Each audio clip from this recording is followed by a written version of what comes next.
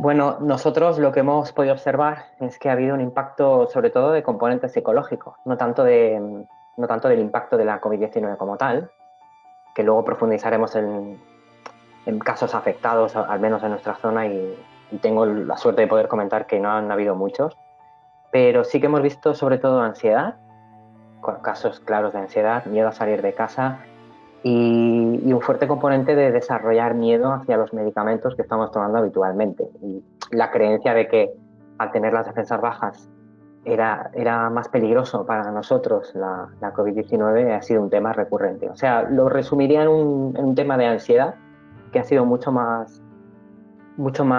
tenido mucho más impacto el tema de la ansiedad que no tanto el tema de la COVID-19 como tal.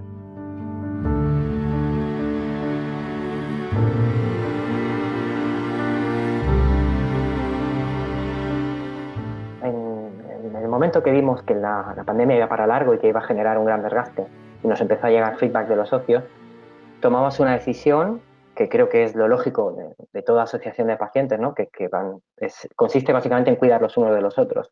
Hicimos un sobreesfuerzo, dedicamos recursos extra a hacer un seguimiento telefónico, sobre todo del estado de los socios, conocer su estado de salud, su estado psicológico y saber si necesitaban algo en concreto y, sobre todo, si estaban solos, especialmente con los mayores. Lo primero que tienes ante una pandemia es un virus desconocido.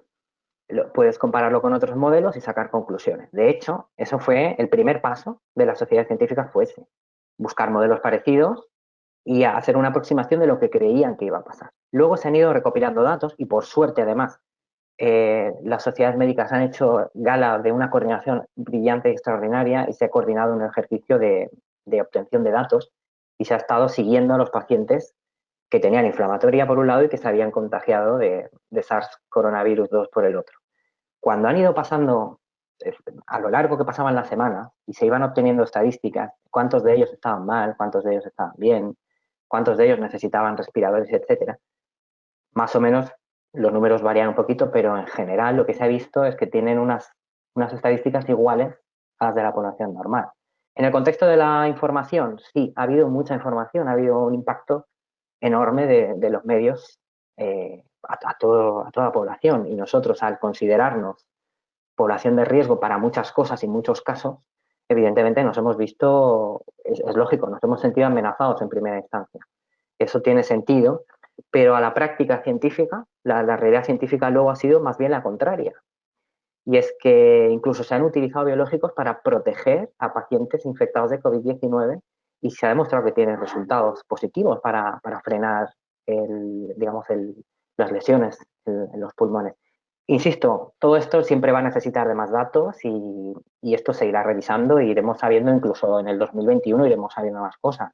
Pero ahora mismo, desde el punto de vista de los datos, es más peligroso tener un brote o tener otros problemas de salud que no tienen nada que ver con la enfermedad inflamatoria intestinal que no la enfermedad inflamatoria intestinal en sí, que no parece que esté dando problemas adicionales a la gente cuando se infecta del coronavirus. A nivel de farmacia destacaría el tremendo desbloqueo burocrático que ha habido, donde hemos visto unidades de farmacia hospitalaria que han desarrollado capacidades de entrega a domicilio, que ha sido algo maravilloso, porque han demostrado estar con una capacidad de trabajo enorme y esperamos, y aquí hablo creo que en nombre de todos, médicos y todos, esperamos que esas capacidades extra que han desarrollado las unidades de farmacia en un contexto de necesidad no se pierdan ahora.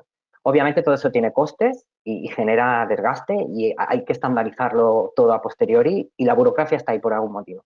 Pero ya que hemos desarrollado muchas capacidades de entrega de fármacos como los biológicos, a domicilio, o nos hemos incluso coordinado con farmacias de calle para que el paciente no saliera de casa, quizá eso sería algo a destacar y a ver si lo podemos conservar. Por el lado de los hospitales, ha habido algunos, sin entrar en detalles, que han utilizado algoritmos de inteligencia artificial para reubicar sus espacios, sus unidades, las rutas de tráfico interno de las personas que vienen a consulta externa, etcétera, y han conseguido bajar en más de un 10% los contagios. Y desde el punto de vista de las sociedades de pacientes, creo que lo que tenemos que seguir haciendo es informar un montón, generar contenido de calidad, buscar ir detrás de los médicos para que nos concedan 5 o 10 minutos, porque ese vídeo que podemos grabar a lo mejor un día cualquiera a las 11 de la noche con la colaboración de un médico, tiene más impacto para calmar al paciente que no un comunicado estándar en un lenguaje que es científicamente correcto, pero que es aséptico, que te da una orden, te dice que tienes que tomar tu medicación, que tienes que confiar, pero no te llega tanto. En cambio, ver un diálogo entre dos personas, que una que representa a los pacientes y otra que representa al colectivo de los médicos, y explicar las cosas con más detalle, con analogías, intentando ser pedagógicos. Desde nuestra sociedad de pacientes capto dos grandes inquietudes. La primera es cuándo va a estar la vacuna y si va a ser segura. Aquí no les hablo como presidente de ACU Cataluña, sino que les hablo como instructor de la Academia Europea de Pacientes para la Innovación Terapéutica, que también tengo el enorme placer de trabajar en ese equipo. Y ahí les explico cómo funciona la seguridad de los ensayos clínicos. Y les explico que aquí no se va a administrar ninguna sustancia que no pase unos mínimos. Obviamente hay una preocupación y se desarrolla básicamente el canal más rápido posible para que una vacuna esté disponible lo antes posible, pero sin sacrificar los mínimos de seguridad y, sobre todo, lógicamente, sin sacrificar los mínimos de eficacia, porque la vacuna tiene que ser, sobre todo, eficaz y segura. De momento, ¿qué pueden hacer mientras no llega esa vacuna? Pues adherirse a lo básico. Sota, caballo y rey están demostrando que funcionan. No perdamos y no nos relajemos con los hábitos más básicos que siguen siendo efectivos. La higiene de manos, la mascarilla y sobre todo la distancia.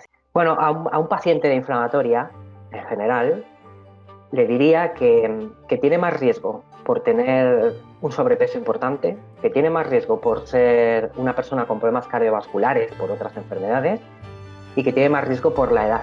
Y esto ya, a ver, como digo, la ciencia se va corrigiendo a sí misma, pero tenemos datos para estar razonablemente seguros de hacer estas afirmaciones, de momento. Entonces, no somos los protagonistas de esta película. Y a mí me gustaría dejar este mensaje bien claro. El enfermo de inflamatoria no es el colectivo más vulnerable, en este caso, frente a la COVID-19. No tenemos especialmente números drásticamente superiores de contagios y no tenemos peores resultados a la hora de pelear con la enfermedad.